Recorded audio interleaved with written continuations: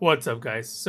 This is actually going to be our first episode of what we're going to call Meltdown Monday. Fitting for this week, particularly with our Dolphins versus Colts game. Uh, just a full blown collapse. I mean, we're a terrible game by the Finns. Huge Finns fan, always will be. That's neither here nor there. Um, I mean, they were absolutely torched by the Colts. We're seeing 33-8 in a performance ranked among the worst under Coach McDaniel. They were shut out through three quarters, generating just 211 yards. Indy had, according to my numbers here, 418 yards. That's for a stacked offense as the Dolphins are.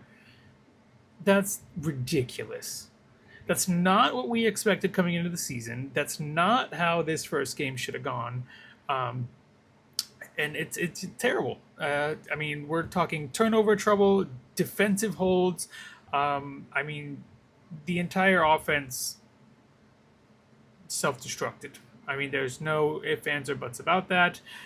Two interceptions and a fumble in the first half alone, setting Indy up for that commanding 20-0 halftime lead. The Colts scored on all 7 possessions. All 7. Something no team has done on the Finns since 77. Daniel Jones, Danny Dimes. What? Dominating the Colts? 272 passing yards, 3 total touchdowns, 1 passing, 2 rushing. What? It's we boil back down to the no leadership, no fight, no faith. That's kind of where the fan base is at. Tua played arguably the worst game of his career. 2 interceptions, a fumble, and a passer rating at career lows. I mean, really, we're not even going to talk about it. The sideline looked absolutely deflated. Tyreek frustrated and looked pissed off. And the problem when Tyreek gets in these moods is that we lose him. We lose him to his emotions. I understand he came from a Super Bowl winning team. That's fine. But it doesn't seem like he's there with the team. And that's kind of still where we're at in that regard. I mean, previous head coach Rex Ryan jumped in and just trashing the team, saying that, I quote, soft, and dubbing McDaniel a nerd boy, calling out a perceived lack of passion.